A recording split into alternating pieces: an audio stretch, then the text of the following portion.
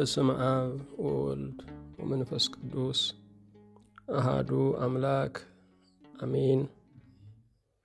እንደምን አደራችሁ? እንደምን ሰነበታችሁ? ምሕረቱ ብዙ የሚሆን በቸርነቱ ይህንን ጊዜ የሰጠን የጸጋ ሁሉ አምላክ እግዚአብሔር ስሙ የተመሰገነ ይሁን። በእግዚአብሔር ቸርነት የትምህርታችን ርዕስ አቤቱ አድነኝ ደግ ሰው አልቋልና የሚል ነው። እግዚአብሔርን አጋዥ መንፈስ ቅዱስን ገላጭ አድርገን የሁለተኛውን ቀን ትምህርት እንጀምራለን። የዳዊት መዝሙር 11 ከቁጥር 1 ጀምሮ ያለውን በጸሎት መንፈስ ሆነን እናነባለን። አቤቱ አድነኝ ደግ ሰው አልቋልና ከሰው ልጆችም መተማመን ጎድሏልና። እርስ በርሳቸው ከንቱ ነገርን ይናገራሉ፣ በሽንገላ ከንፈር ሁለት ልብ ሆነው ይናገራሉ። የሽንገላን ከንፈሮች ሁሉ እግዚአብሔር ያጠፋቸዋል። ታላቅ ነገርን የምትናገረውንም ምላሳችንን እናበረታለን፣ ከንፈራችን የእኛ ነው፣ ጌታችን ማን ነው የሚሉትን ስለ ድሆች መከራ፣ ስለ ችግረኞች ጩኸት እግዚአብሔር አሁን እነሳለሁ ይላል። መድኃኒትን አደርጋለሁ በላዩም እገልጣለሁ። በምድር ላይ እንደተፈተነ 7 ጊዜ እንደተጣራ ብር የእግዚአብሔር ቃላት የነጹ ቃላት ናቸው። አቤቱ አንተ ጠብቀን፣ ከዚህችም ትውልድ ለዘላለም ታደገን። በሰው ልጆች ዘንድ ምናምንቴ ከፍ ከፍ ባለ ጊዜ ክፉዎች በዙሪያው ሁሉ ይመላለሳሉ። ሁሉን የያዝ ሁሉን የምትገዛ የጌታችን የመድኃኒታችን የኢየሱስ ክርስቶስ አባት እግዚአብሔር ሆይ እናመሰግንሃለን። ደጆች የማይዘጉ ለሚያንኳኳ ሁሉ የምትከፍትለት መልካሙ መጠጊያ፣ ካሳዳጁ ከአባራሪው ከገዳዩም መሰወሪያ፣ ገበናችን፣ ምስጢራችን፣ መሸፈኛችን፣ ጓዳችን፣ በስውር የለመንህን በአደባባይ ሸሽገን የነገርንህን በግልጥ የምትመልስ እግዚአብሔር፣ እምባን ከዓይኖች የምታብስ ክፉ ዘመንና አስቸጋሪ ቀኖችን ወስደህ የብርሃንና የመታደስ ወራትን የምታመጣ፣ እንደ ታመምን በአንተ አልቀረንም፣ በአንተም እንዳለቀስን አልቀረንም፣ በአንተ እንደ ተሰበርን አልቀረንም፣ በአንተ እንደወደቅን አልቀረንም፣ በአንተ እንደ ተከዝን አልቀረንም፣ በአንተ እንደ ቆሰልን አልቀረንም። መዳን ያለ መዳንም ከአንተ ብቻ የሆነ የነፍሳችን ቤዛ፣ የሕይወታችን አለኝታ፣ የጉዞአችን ብርሃን፣ በዱር በጫካው የምንደፍርብህ እረኛችን፣ ድምፅህ ለእኛ ሕይወት ለጠላት ግን ሞት የሆነ ንጉሣችን፣ ቃልህ የሚፈጥር ሙታንን የሚቀሰቅስ ጥልቁን የሚበዘብዝ አርያምን ደስ የሚያሰኝ መላእክትን የሚመግብ ቃልህ ንጹሕ ጽሩይ ንዑድ ክቡር የሆነ እግዚአብሔር አብ፣ እግዚአብሔር ወልድ፣ እግዚአብሔር መንፈስ ቅዱስ አንድ አምላክ በእውነተኛ ባሪያዎችህ እናመሰግንሃለን። የችግረኛን ጩኸት የምትሰማ ምስኪኑ ያለ አንተ ማን አለው? ጎጆው ያዘመመ ከችግር የተነሳ ቤቱ የጨለመ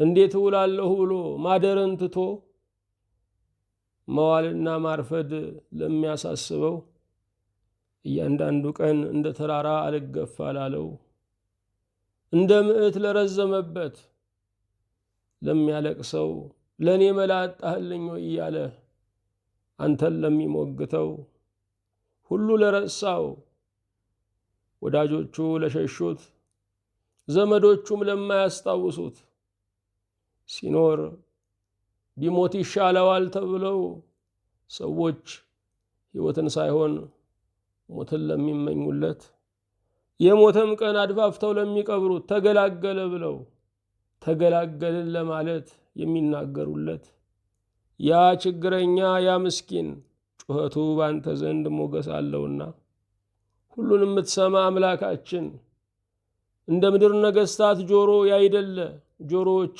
ሁሉን የሚሰሙ በአባትነት ፍቅር የቀረብከን በልጅነት ጸጋ የተቀበልከን እንደ አባት ዘንበል ብለህ የምትሰማን እንደ እናት የምትራራልን ለአባትም የአባትነትን ለእናትም የእናትነትን አንጀትና ወግ የሰጠህ እውነተኛው አባታችን እውነተኛው እናታችን አብ ወልድ መንፈስ ቅዱስ አንድ አምላክ ሆይ እናመሰግንሃለን። የልባችንን መሻት የፈጸምክልን፣ ሐሳባችንን ያሰመርክልን፣ ስዕለታችንን የሞላህልን፣ ልመናችን በፊትህ ሞገስ ያገኘብህ፣ ጥያቄያችን በፊትህ በርኅራኄ የተመለሰ፣ ፈቃዳችንን ፈቃድህ ያረመው፣ የማንሰጋ የለመንህን ሁሉ የማትሰጠን አጥልለህ የምትሰማን የሚበጀንን የምትቸረን እግዚአብሔር ሆይ እንዳንተ ያለ ግሩም፣ እንዳንተ ያለ ድንቅ፣ እንዳንተ ያለ ድል አድራጊ፣ እንዳንተ ያለ አፍሮ የማይገባ ማንም የለም። በእውነት ጌታችን እግዚአብሔር ሆይ እኛ ባሪያዎች የልባችንን መሻት ስለፈጸምክልን፣ ብዙ ዘመን ስለሰማህን፣ ለምስጋናም ስለዘገየንበት ነገር ሁሉ ዛሬ መንፈስህ አንቅቶናልና በእውነት እናመሰግንሃለን። ጉድጓዱን የደፈንክልን እንዳይጥለን፣ እንዳይቀብረን፣ እንዳይውጠን፣ እንዳያሰጥመን፣ ይዞ እንዳያስቀረን ቀድመ ያየህልን ጉድጓዱን የደፈንክልን፣ ሕፃናትን በጥበብህ የምታሳድግ፣ ወጣቶችን ከእሳት ከሚንቀለቀለውም ንዳድ ውስጥ ነጥቀህ የምታወጣልን፣ ሞትን በስምህ የምትገስጽ፣ ደዌያትንም ሁሉ ገዳዩንም ሁሉ በኃይልህ ድል የምትነሳ በእውነት ጌታችን ሆይ ከብዙ ሞት ተርፈን ሺህ ሕይወትን ተቀብለን በፊትህ አለንና በእውነት እናመሰግንሃለን። በንጹሕ እጅህ ያጎረስከን እግዚአብሔር ሆይ እጆችህ ንጹሕ ናቸው። ሰዎች ቢጋብዙን ከረከሰው እጃቸው በጉቦ በነፍሰ ገዳይነት ከጨቀየው እጃቸው ሊሆን ይችላል። ያንተ እጅ ግን ንጹሕ እጅ ነው። የፈጠረን ያ እጅህ ዛሬም እያጎረሰን ነው። ፈጥሮ ያልተወን ያ እጅህ ዛሬም ብሩክ ነው። ጌታችን ሆይ የእጅህ ናፋቂዎች፣ የእጅህ ተዳዳሪዎች፣ የእጅህ ምጽዋተኞች፣ የእጅህ ተስፈኞች ነንና ረሃባችንን በበረከትህ፣ ሁከታችንን በሰላምህ፣ ጭንቀታችንን በማጽናናትህ ስላራክልን በእውነተኛ ባሪያዎች እናመሰግንሃለን። ጨለማችንን ያበራህልን፣ አልታይ ያሉንን ቀኖች ከወዳጅ ጋር ከጠላት ጋር ያጋጩንን እነዚያን ጨለማ ቀኖች ራሳችንን የጠላንባቸው ያለንን ነገር መመልከት አቅቶን በምሬት የተሞላንባቸው የኔ ነገር አብቅቷል ብለን ነገን ማየት ተስኖን ተስፋ የቆረጥንባቸው ለመሞት ለማለፍ እጅ ለመስጠት አሁንስ አብቅቷል ለማለት የተነሳሳንባቸው እነዚያ ቀኖች ባንተ አልፈዋል። ገመዳችን ባንተ ተበጥሷል። ጉድጓዳችን ባንተ ተደፍኗል። መቃብራችንም ጌታ ሆይ ቤት መስሪያ ሆኗል። ጌታችን ሆይ በእውነት እናመሰግንሃለን። የሁሉ አምላክ እግዚአብሔር ሆይ ከጠማማ ሰው ከክፉ ቀን ያዳንከን አንተ ነህ። አስቸጋሪ ቀኖችን ጉልበት የማያልፋቸውን ዘመድ የማያሳልፋቸውን ለሹም ነግረው የማይሻገሩትን ጠቢብ የማይዳኛቸውን ሐኪም የማይፈውሳቸውን መድኃኒት ድል የማይነሳቸውን ቀኖች በአንተ ስለተሻገርን ጌታችን ሆይ በአንተ ስላለፍን መድህናችን ሆይ በእውነት እናመሰግንሃለን። ከሚቃወሙን የጠበቅከን ቀኑ አልበቃ ብሏቸው ሌቱን ከሚከማቹብን አጀንዳ ቀርጸው ሞታችንን ከሚመክሩብን ሁሉ ከክፉ አጋንንት ከሰራዊቶቻቸው ከክፉ አለቆች ከጭፍሮቻቸው ያዳንከን አንተነ በጥቂትም በብዙም ማዳን ገንዘብህ ነውና በእውነት ጌታችን ሆይ እኛም ማዳንህን አይተናልና እናመሰግንሃለን። የተቀጠቀጠን ሸምበቆ የማትሰብረው ኑሮ የቀጠቀጠውን ወዳጅ የቀጠቀጠውን ጠላት የቀጠቀጠውን ክፉ ምርጫው የቀጠቀጠውን ስጋዊ ፍላጎቱ የቀጠቀጠውን የነፍሱ ብክነት የቀጠቀጠውን የተቀጠቀጠን ሸምበቆ የማትሰብረው በወደቀው ላይ ምሳር የማታበዛው ሰው በፈረደበት ላይ የማትፈርደው እግዚአብሔር በረራዬ ስለተነሳን በስልጣንህ አለሁ ስላልን ዛሬም ራሳችንን በቤትህ በተቀደሰው ጉባኤ ስላገኘን ጌታ ሆይ ተመስገን። እንደ ቸርነትህ እኔን ባሪያህን እነዚህንም ባሪያዎችህን ሁሉ ይቅር እንድትለን ከበደላችን ከኃጢአታችን ሁሉ በንጹሕ ደምህ እንድታጥበን እንዳልበደለ አድርገህ እንድትምረን አቤቱ እንጠይቅሃለን።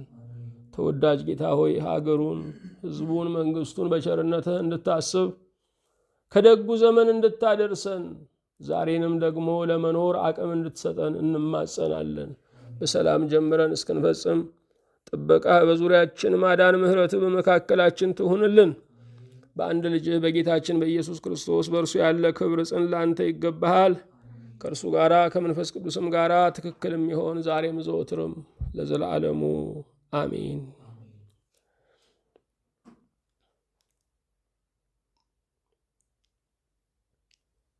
የእግዚአብሔር የአምላካችን ስሙ የተመሰገነ ይሁን። በእግዚአብሔር ቸርነት የትምህርታችን ርዕስ አቤቱ አድነኝ ደግ ሰው አልቋልና የሚል ነው። በዘመናት ሁሉ ከተጸለዩ አስደናቂ ጸሎቶች አንዱ አቤቱ አድነኝ ደግ ሰው አልቋልና የሚል ነው። በዚህ ዓለም ላይ አንዳችን ለአንዳችን በረከት ሁነን ተፈጥረናል። የአንበሳ ወገኑ አንበሳ፣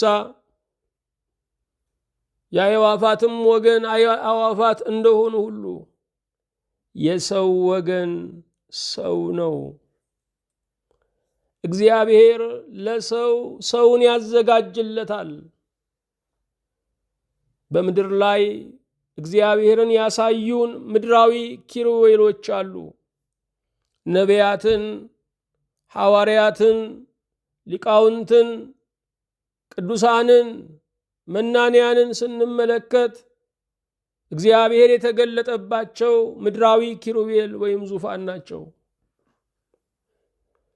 አስጨናቂ ዘመን የሚባለው የአየር መዛባት ያለበት፣ የጎርፍ አደጋ ያለበት፣ ረሃብ የሰው ልጆችን ያመናመነበት ዘመን ሳይሆን እጅግ ክፉ ዘመን፣ ደግ ሰው ያለቀበት ዘመን ነው።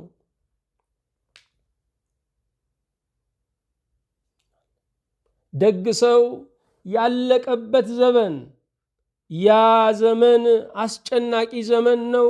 ያ ዘመን የሚያውክ ዘመን ነው። ነቢዩ ዳዊት ለእግዚአብሔር የልብ ሰው ነበረ። እግዚአብሔር እንደ ልቤ ያለው ሰው ነበረ። ለእግዚአብሔር የልብ ወዳጅ መሆን፣ ለእግዚአብሔር የልብ ረፍት መሆን በእውነት የሚያስደስት ነገር ነው። በዚህ ምክንያት ነቢዩ ዳዊት ልበ አምላክ ተብሎ ይጠራል። እግዚአብሔር እንደ ልቤ ያለው ሰው ነው።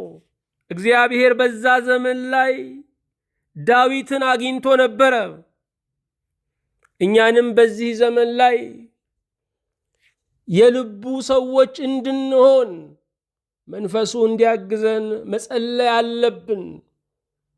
ይሄ ዳዊት ለእግዚአብሔር የልብ ሰው የሆነው ዳዊት ለልጁ የሰጠው የመጨረሻው ኑዛዜ፣ ለአልጋ ወራሽ ሰሎሞን የሰጠው የመጨረሻው ምክር እስራኤልን እንዴት እንደሚገዛ፣ ጥሩ ሰዎችን እንዴት እንደሚያተርፍ ሳይሆን ሰው እንዲሆን የጠየቀበት ሰው እንዲሆን የመከረበት ነው። ልጄ ሆይ በርታ፣ ሰውም ሁን አለው። ሰው ሆኖ መፈጠር የኛ ምርጫ አይደለም። ሰው ሆኖ መኖር ግን የኛን ምርጫ የሚጠይቅ ነው። ቅርጽና መልኩ፣ ቀለሙ ሰው የሆነ ሳይሆን ልቡ ሰው የሆነ የልብ ሰው እንድንሆን መከጀል አለብን። እግዚአብሔር የልቡናን መሻት ይፈጽማል ከተባለ የልቡናችን መሻት መሆን የሚገባው ደግ ሰው ለመሆን ነው። ክፎች ራሳቸውን የሚመስል ሰው በየቀኑ እያመረቱ ነው። ክፎች የሚያከፉት ብዙ ደግ እየበዛ ነው። ደጎች ደግ የሚያደርጉት ሰው ግን እያነሰ ነው። አቤቱ አድነኝ ደግ ሰው አልቋልና። የመጨረሻው ዘመን ጸሎት ነው። ስለ መጨረሻው ዘመን ብዙ ምሳሌዎች ተነግረዋል። ብዙ ትንቢት ተተርኳል። እኛም ምሳሌው እውነት፣ ትንቢቱ ፍጻሜ እንዳገኘ የዓይን ምስክሮች ነን። አፄ ናኦድ ስለ 8ኛው ሺህ ስለ መጨረሻው ዘመን ብዙ እንደተናገሩ ይወሳል። ታዲያ እኚህ ንጉሥ ምናሉ ይባላል? በእንዲህ ያለ ጊዜ አይቼም አላውቅ፣ ሲገናኙ መውደድ ሲለዩ ቦጨቅ። በእንዲህ ያለ ጊዜ ምግባር በሌለበት ታላቁ ታናሹን ሰውን በበላበት። በ8ኛው ሺህ ጉድ ነው መሰንበት፣ አዛባ መዛቅ ነው ሾህ ያለበት። በ8ኛው ሺህ ባለው ተንካ ተንካ፣ እባክህ ወንድሜ እከከኝም ቢልህ ራሱን አትንካ፣ የነቢያት ትንቢት ተፈጸመ ለካ ብለዋል ይባላል። አፄ ናኦድ እንደተናገሩት የ8ኛው ሺህ አንዱ ምልክት ሽንገላ ነው። በእንዲህ ያለ ጊዜ አይቼም አላውቅ፣ ሲገናኙ መውደድ ሲለዩ ቦጨቅ ብለዋል። ሰዎች ሲገናኙ በብሩህ ገጽ በናፍቆት መንደርደር በማር ቃላት ይገናኛሉ። ሲለያዩ ዞር ሲል ደግሞ ይተማማሉ። አንዱ የአንዱን ሥጋ ይበላል። ጾም ያላስጣለን ትልቁ መግደፍ የሰውን ሥጋ መብላት በሐሜት ማንሳት ነው። በ8ኛው ሺህ የመዋዋጥ ዘመን እንደሆነ ትልቁ ዓሣ ትንሹን ዓሣ እንደሚውጠው ልክ እንደዚሁ ምግባር የሌለበት ሞራል የሌለበት ዘመን መሆኑን ተናግረዋል። በእንዲህ ያለ ጊዜ ምግባር በሌለበት ታላቁ ታናሹን ሰውን በበላበት ብለዋል። በዚህ ዘመን ላይ አራዊት ይተናኮሉናል፣ በጫካቸው ብንሄድም ይገሉናል የሚል ፍርሃት እየቀነሰ ነው። ምክንያቱም አራዊት እየጠፉ ነው። የሰው ልጅ ግን የአራዊትን ክፍተት እየሞላ ነው። አራዊት ሁሉ ፈልገዋቸው እነርሱ ካሉበት ድረስ ካልሄዱ እገሌን ልጉዳው ላጥቃው ብለው ፈልገው አይመጡም። ሰው ግን አስቦና አቅዶ አልሞና አነጣጥሮ ሰውን ሊጎዳ ይሄዳል።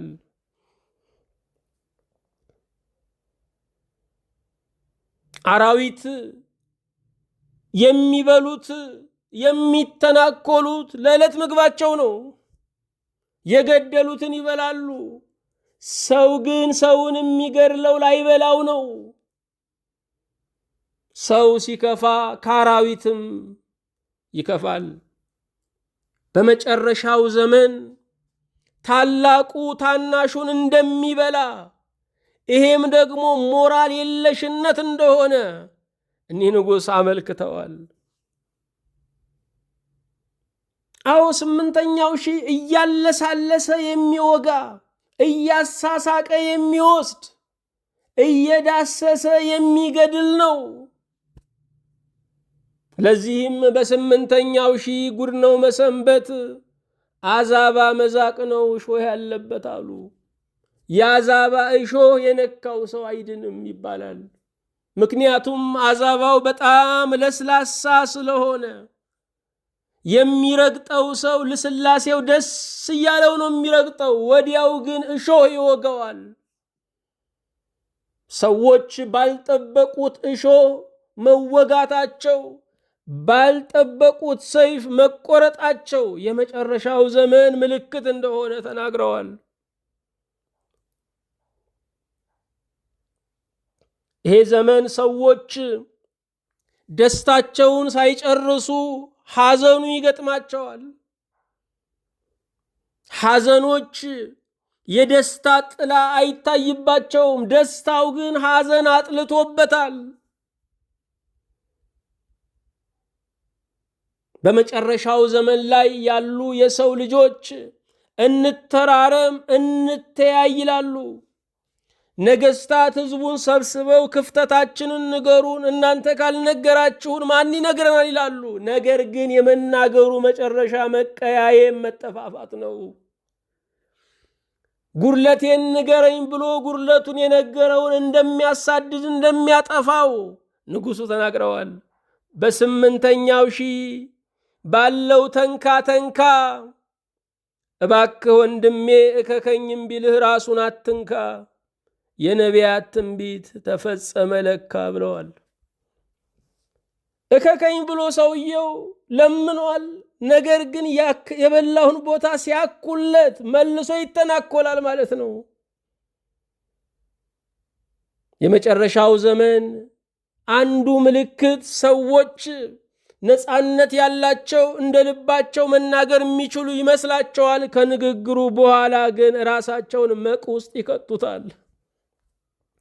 የሚወያዩ በንግግር የሚያምኑ ትውልዶች የተነሱበት ይመስላል። ከንግግር በኋላ ግን አንዱ ለአንዱ ወጥመድን ይዘረጋል።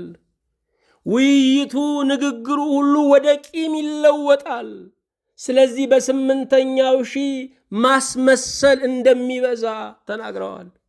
አቤቱ አድነኝ ደግ ሰው አልቋልና የሚለው የነቢዩ ጸሎትም ያለቀበት ደግ ሰው እውነት የሚናገርና የሚኖር ነው። ይህንን ዘመን ስንመለከተው ወይም በቃሉ መስታወት ዘመኑን ስናየው ምን ይመስላል? ዕለታዊው መስታወታችን ከቤታችን ቁስ አንዱ የሆነው መጽሔታችን የላይኛውን አካላችንን በከፊል ያሳየናል፣ ልባችንን ግን አያሳየንም። ከዚያ ሁሉ በላይ ዘመንን የሚያሳይ መስታወት በዓለም ላይ የለም። ራሳችንን የምናገኘው በቃሉ ነው። ምን እየሆንን እንደሆነ፣ የትኛው አድራሻ ላይ እንደተቀመጥን ስለ ራሳችን ጥሩ ዕውቀት የምናገኘው ከራሳችን ሳይሆን ከቃሉ ነው።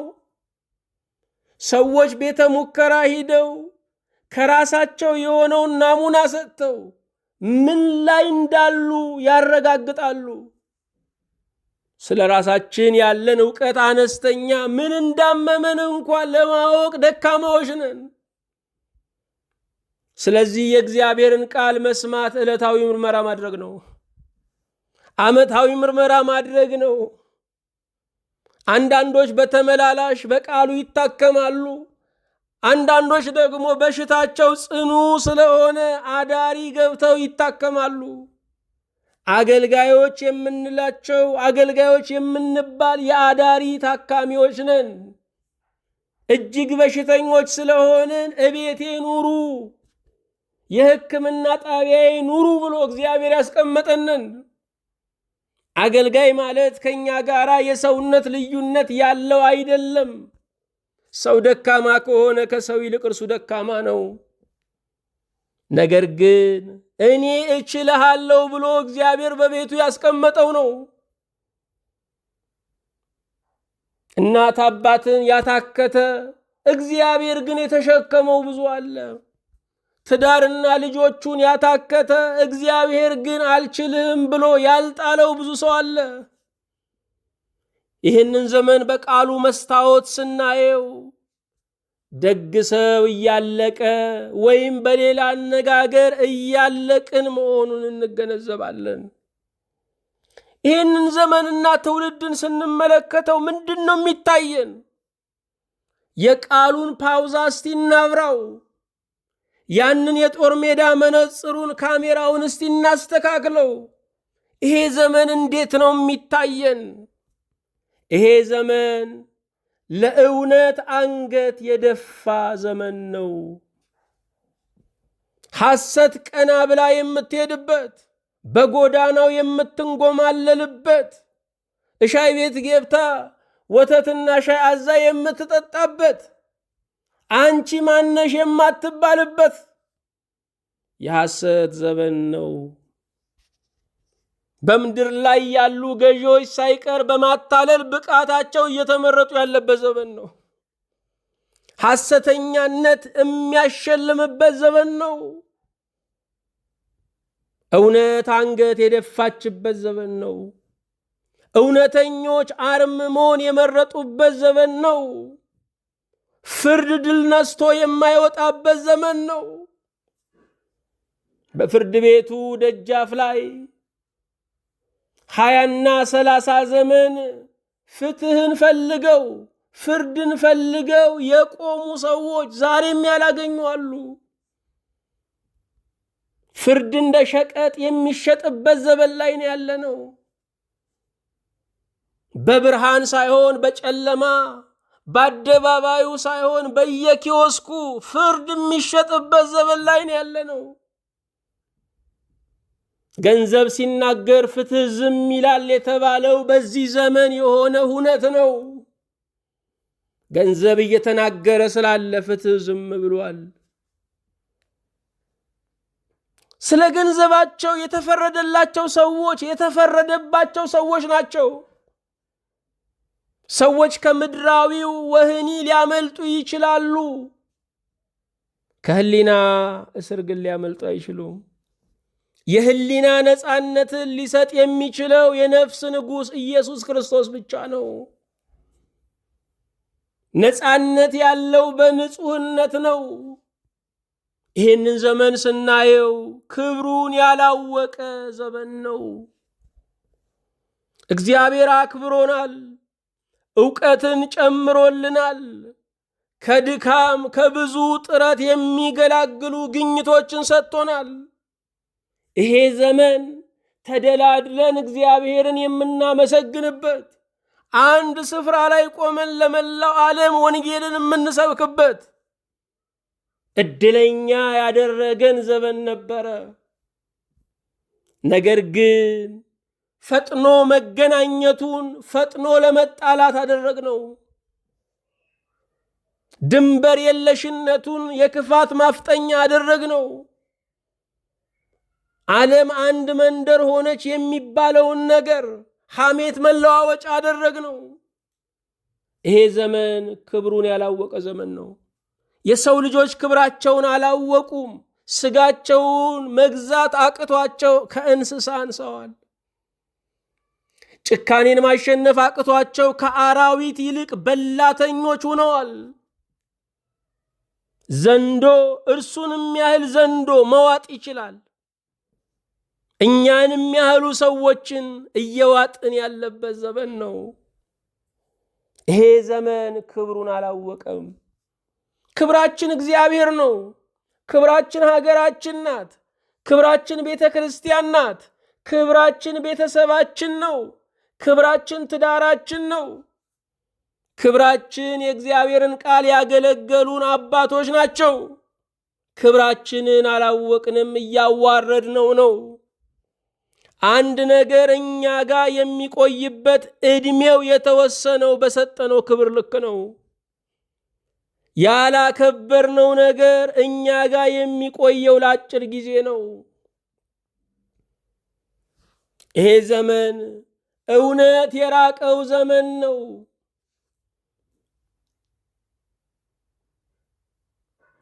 መዋሸት ባህል የሆነበት ዘመን ነው። ሰዎች ውሸት ሲናገሩ ፍሬን የማይዙበት ዘመን ነው። ውሸት መናገራቸው ብቻ አይደለም፣ የገዛ ውሸታቸውን እንደ እውነት የሚያምኑበት ዘመን ነው። እያለቀሱ የሚዋሹ ሰዎች አሉ። ዓይንን ግንባር ያድርገው እያሉ የሚዋሹ ሰዎች አሉ።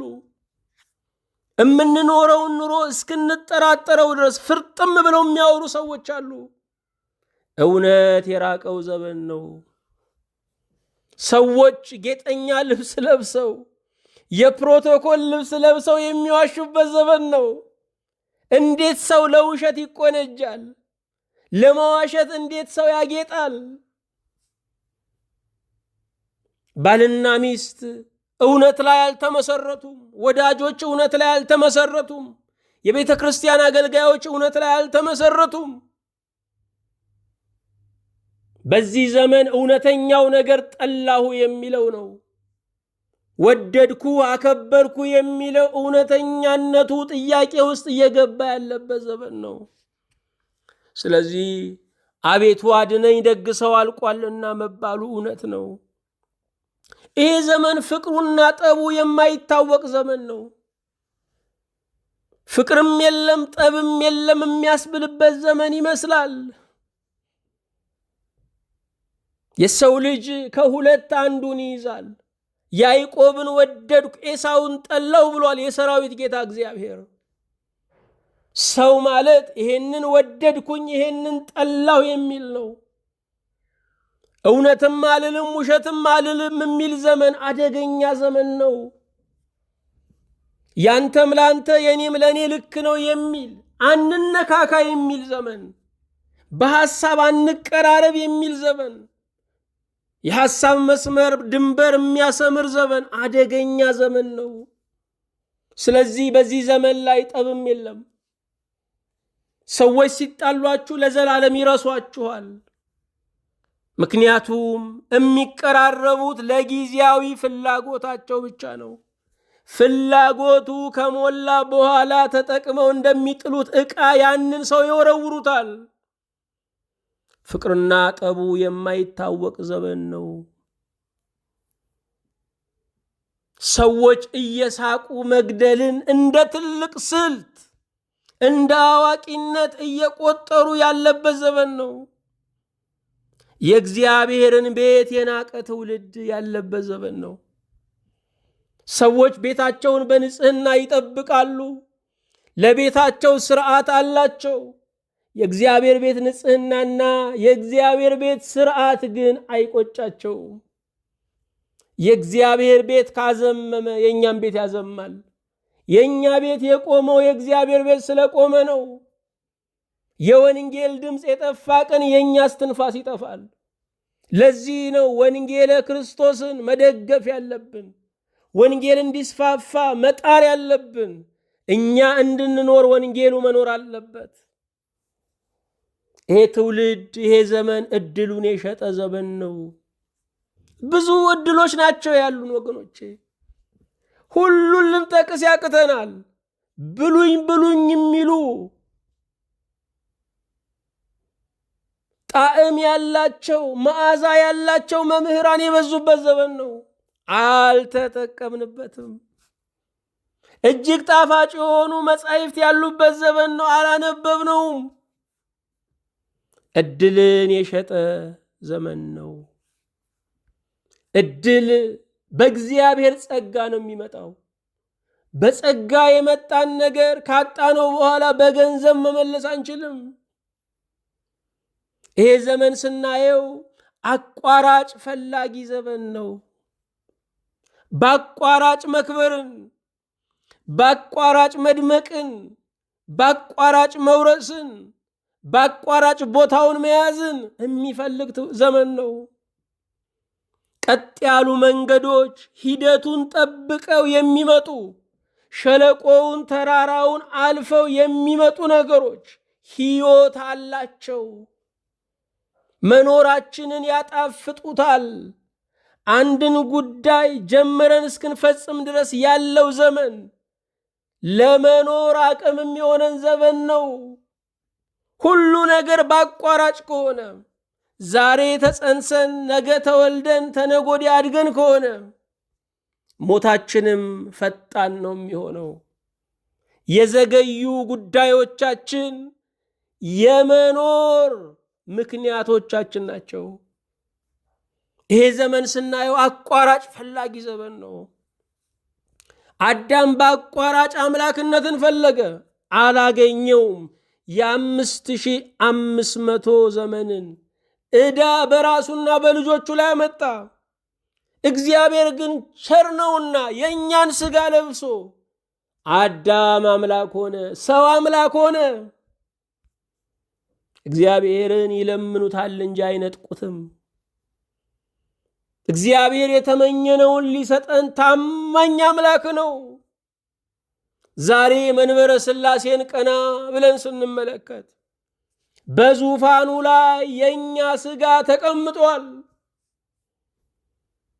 ለአምላክነቱ ሁለተኛነት ሳይወጣለት፣ ለሦስትነቱ አራተኛነት ሳይደበልበት የእኛ ሥጋ በዙፋን ላይ ተቀምጧል። እግዚአብሔር ወልድ ከድንግል ማርያም በነሳው ሥጋ እኛ ዙፋን ወራሽ ሆነናል። አዳም ግን አቋራጭ መንገዱ ሞት አመጣበት። በፍቅሩ ግን እግዚአብሔር አምላክነትን ሰጠው። አብርሃም በአቋራጭ መንገድ እስማኤልን አገኘ። የ3000 ዓመት ጦርነት ወለደ። ዛሬም በዚህ ቀን እንኳ ፍልስጤምና እስራኤል እየተዋጉ ነው። የአቋራጭ መንገድ የ3000 ዓመት ጦርነት የሚወልድ ነው። ይህ ዘመን ስናየው ሰዎች በአቋራጭ ባለጠጋ፣ በአቋራጭ ምሁር መሆን የሚፈልጉበት ዘመን ነው።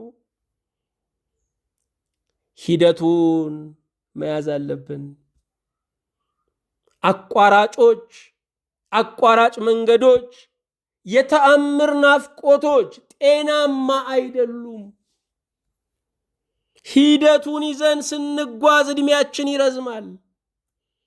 በከፍታና በዝቅታ ውስጥ እግዚአብሔርን ማየት ይቻለናል። ዛሬ ለጤና አስጊ የሆኑ የሰው ልጆችን ሞት እያፋጠኑ ያሉ ምግቦች አሉ። ሂደቱን ያልጠበቁ ናቸው። በአቋራጭ ነው የሚደርሱት። የ20 ቀን ዶሮ በ20 ቀናችን ነው ፍግም የምታደርገን። ሂደቱን መጠበቅ አለበት። እያንዳንዱ ምግብ የተፈጥሮ ዕድሜውን መጠበቅ አለበት። አለበዚያ ዕድሜ ያሳጥራል። አቋራጮች ከዋናው መንገድ ይልቅ ይረዝማሉ። ያለው ላይቀር የወሰነልን ላይቀር በአቋራጭ ከእምነት መንገድ መውጣት የለብንም። ይህን ዘመን ስናየው ለክፉ የሚያጨበጭብ ዘመን ነው። ክፋትን የሚያደናንቅ ዘመን ነው። ብዙ ክፉዎች ደጋፊ ያላቸው፣ ብዙ ከአንደበታቸው መርዝ የሚተፉ እንደ እባብ እንደ ኮብራ እባብ የሚናደፉ ሰዎች አድማጫቸው ብዙ ነው። ተከታያቸው ብዙ ነው። በርታባያቸው ብዙ ነው። የእግዚአብሔር ጉባኤ ነው ዛሬ ጭር ያለው። አድማጭ ያጣው ዛሬ የእግዚአብሔር ጉባኤ ነው። ለክፉ የሚያጨበጭብ ዘመን ነው። መልሶ ደግሞ ክፉ ነገር መጣብኝ ብሎ የሚያዝን ነው። እግዚአብሔር ልንሰማ የምንፈልገውን ነው የሚሰጠን። ዜና ከፍተን ሰው ዳነ የሚል ዜና ብንሰማ ዜና የለም ብለን ነው የምንዘጋው። ሰው አለቀ የሚል፣ መሬት ተንቀጠቀጠ የሚል፣ ተዋጉ የሚል ከሆነ በሰበር ዜና ልባችን ተንጠልጥሎ ቀልባችን ሳይዋዥቅ እንሰማዋለን። ስለዚህ የምንፈልገውን እግዚአብሔር ይሰጠናል። ለክፉ የሚያጨበጭብ ዘመን ነው ዛሬ። ትልቁም ትንሹም ግደለው ለማለት የሚደፍርበት ዘመን ነው። ያ የወደቀ ያወጣት እንደ ክረምት ውሃ የፈሰሰ ያደም አልቅሰው የቀሩ እናቶች፣ ክብራቸው የተነካ ሴቶች የነሱ ሁሉ ግፍ አለብን። ለክፉ እናጨበጭባለን። በሀገራችን ታረቅ የሚል ሰው ካለ ባንዳ ነው የሚባለው። በለው የሚል ካለ ሐቀኛ ነው የሚባለው። በለው የሚሉ ሁሉ ግን እዚህ የሉም። ጥግ ይዘው በለው የሚሉ ናቸው። ለክፉ የሚያጨበጭብ ዘመን የመጨረሻው ዘመን ምልክት ነው። አቤቱ አድነኝ ደግ ሰው አልቋልና አለ። ይህን ዘመናችንን ስንመለከት ነፍሱን የጠላ ትውልድ ያለበት ነው። ሰው ነፍሱን ካልጠላ እንዴት ሆኖ ምግባረ ቢስ ይሆናል? እንዴት ብሎ ከሞራል ይፈናቀላል? ስለ ነፍሱ የሚያስብ ሰው የለም። ሕያው ነፍሱን ሳይሆን ደመ ነፍሱን የሚያገለግል ብዙ ነው። ዝሙትን የሚወደው፣ ዘፈንን የሚወደው፣ ስካርን የሚወደው፣ ሱስን የሚወደው ሁሉ ደመ ነፍሱን የሚያገለግል ነው። ከመላእክት ጋር በምስጋና የሚቆም ሳይሆን ከምድራውያን ከደመ ነፍሶች ጋር ለዘፈን የሚቆም ነው። የገዛ ነፍሱን የጠላ ማን ያተርፈዋል? እግዚአብሔር እንኳ የሚያድነው በፈቃዳችን ላይ ተመስርቶ ነው። ነፍሱን የጠላ አይድንም። ይህን ዘመን ስናየው ለምስጋና የማይመለስ ነው።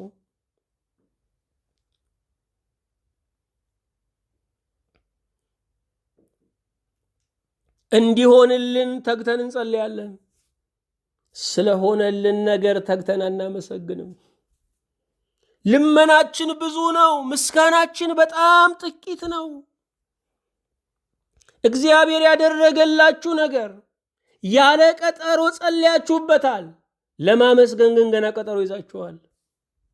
እግዚአብሔር ያደረገልን ነገር ብዙ ነው። እጆቻችሁን ጣቶቻችሁን እየፈታችሁ እያሰራችሁ እንኳ ማመስገን ትችላላችሁ። እነዚህ ጣቶች እንደተዘረጉ ስላልቀሩ ተመስገን ማለት ትችላላችሁ። ውለታው ብዙ የእግዚአብሔር አመስጋኝማ ቢኖር ተብሏል። ለምስጋና የማይመለስ ትውልድ ዘመንን እያየን ነው። ብዙ መልካም ያደረጉልንን ሰዎች እግዚአብሔር ይስጥልኝ እንኳ አንልም። እንደውም ያንን ክፉ ቀን ካለፍን በኋላ እንጠላቸዋለን። የክፉ ቀን ወዳጅ ያንን ክፉ ቀን መስሎ ይታያል ይባላል። ለቀላል ሰው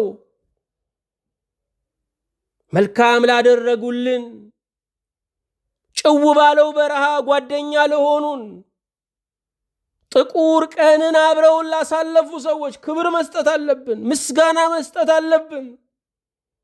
በረከትህን መብላት ያለብህ ከማጣት ቀን ወዳጅህ ጋራ ነው።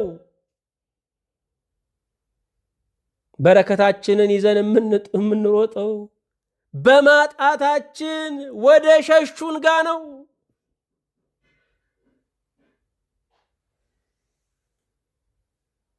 ዘር ቆርጣሚ ዘመን ነው። ይህንን ዘመን ስናየው ዘር ቆርጣሚ ዘመን ነው። እውቀቶች እያፈሩ አይደለም። ምርምሮች እያፈሩ አይደለም። ቃለ እግዚአብሔር እያፈራ አይደለም። ዘር እንደሚቆረጥም መሬት እየሆንን ነው። ፈቃደኝነት ይፈልጋል ዘሩ እንዲያብብ። ጸሎተኛነት ይፈልጋል። ጽኑ ፍላጎት ይፈልጋል። መለማመድ ይፈልጋል። ዛሬ እስረኛን ስለመጠየቅ ስናወራ ይሄን ቀን ቆርጠን ዛሬውኑ በዚህ ጀንበር እግዚአብሔር ልኮኛል ብለን መጠየቅ አለብን። የሚለማመዱ ሰዎች ልምምዳቸውን ወደ ጠባይ ይለውጡታል። በጎ ምግባር ተአምራዊ አይደለም፣ የመለማመድ ውጤት ነው። አንድን ነገር ያለማቋረጥ ለተወሰኑ ቀናት ካደረግን በኋላ ልማዳችን እየሆነ ይመጣል። አዎ ዘመናችን ዘር ቆርጣሚ ነው። ዘመናችንን ስንመለከተው አሁንም ደምሳሽ ነው። የሚደመስስ ዘመንን ነው የምናየው። ዘመኑን ስንመለከተው ደምሳሽነት የሚንጸባረቅበት ዘመን ነው። ሴት ሲበድለን መላውን ሴት፣ ወንድ ሲበድለን መላውን ወንድ ጠቅልለን ደምስሰን የምንናገርበት ዘመን ነው። እገሌ የሚባል ጎሳ፣ እገሌ የሚባል ዘር የነካን እንደሆነ ከዛ አንዱ የነካን ከሆነ መላውን ዘር የምንጠላበት፣ መላውን ዘር የምንተናኮልበት ዘመን ነው። ደምሳሽ ዘመን ነው። ዘመኑን ስንመለከተው እኛም በእውነት የዘመኑን መልክ እየያዝን ደምሳሽ እየሆንን ነው ያለነው። ልበ ሰፊነትን እያጣን ያለነው። የልብ ጥበት በጣም እያሰቃየን ያለው። የልብ ጥበት የገጠማቸው ደም ስሩ የጠበበባቸው በጣም እንደሚጨነቁ ደምሳሽነት፣ ጥበት እያስጨነቀን ነው የሚመጣው። ስለዚህ ነቢዩ ምን አለ? አቤቱ አድነኝ ደግ ሰው አልቋልና አለ። ደግ ሰው ሲያልቅም የሚጸለየው ወደ እግዚአብሔር ነው። ደግ ሰው ሲያልቅም የሚለመነው እግዚአብሔር ነው። እግዚአብሔር ሰው መፍጠር ይችላል። እግዚአብሔር ሰው ማስነሳት ይችላል። እግዚአብሔር እኛን የክፉ ቀን ሰዎች ሊያደርገን ይችላል። እግዚአብሔር ደግ ሰው ስለማለቁ ሲነግረን ደግ ሰው አድርጎ ሊያስነሳን ስለፈለገ ነው። ቅንነት እግዚአብሔር የሚወደው ነው። ደግነት እግዚአብሔር የሚወደው ነው። የዋህነት እግዚአብሔር የሚወደው ነው። ምናልባት በሰው ዘንድ ዋጋ ያላገኘንበት ከሆነ ደስ ይበለን። በሰው ዘንድ ዋጋ ካገኘንበት ሽልማታችን ይቆራረሳል። ሙሉ ሽልማት ከእግዚአብሔር ለማግኘት ከምድር መደህየት አለብን። ከምድር ዋጋ ማጣት አለብን። እግዚአብሔር ለቅንነት ሰማይን ይከፍላል። እግዚአብሔር ለደግነት የልብ ነፃነትን ይከፍላል። ታማኝ አምላክ ነው።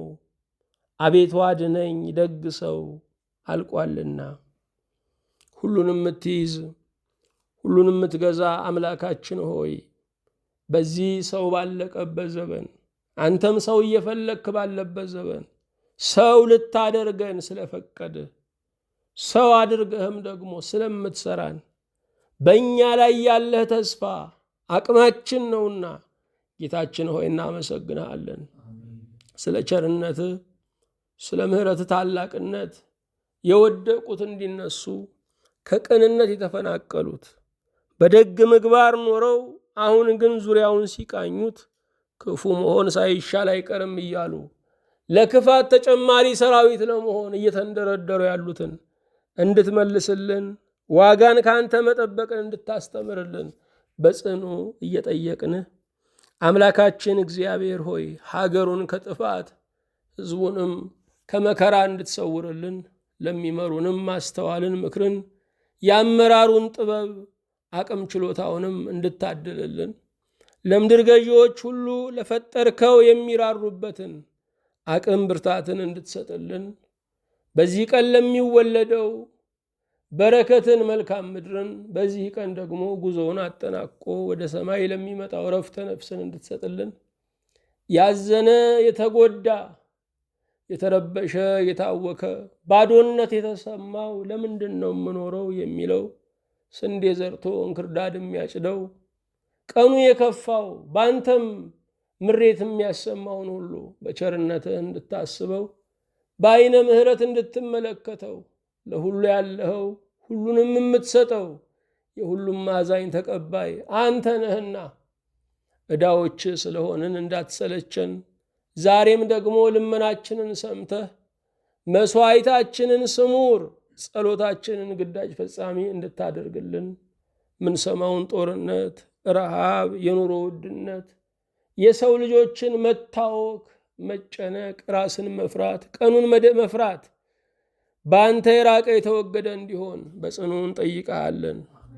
በጌታችን በኢየሱስ ክርስቶስ በእርሱ ያለ ክብር ጽን ለአንተ ይገባሃል። ከእርሱ ጋራ ከመንፈስ ቅዱስም ጋራ ትክክልም ይሆን ዛሬም ዘወትርም ለዘላለሙ አሚን።